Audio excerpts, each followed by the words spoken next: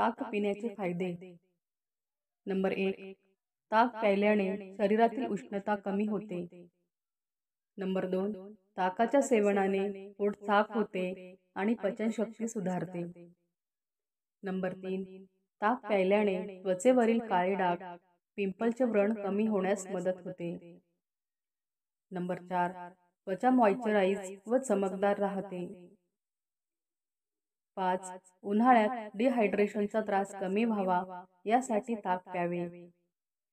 Number 6, ज्यांना वजन कमी करायचे असेल त्यांनी डाएटमध्ये ताकाचा समावेश करावा।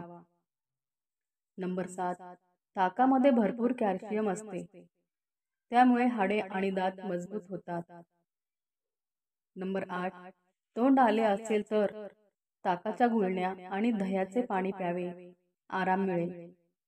नंबर 9, ताकात धने पावडर टाकून पिल्यास छातीतील जळजळ कमी होते।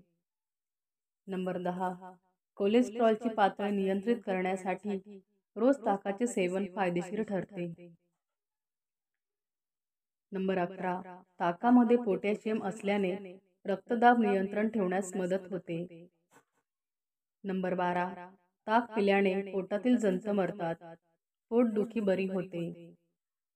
नंबर 13, लहान मुलांना दात येताना त्यांना दररोज 4 चमचे दिवसभरातून 2-3 वेळा ताक दिल्यास त्यांना होणारा त्रास कमी होतो।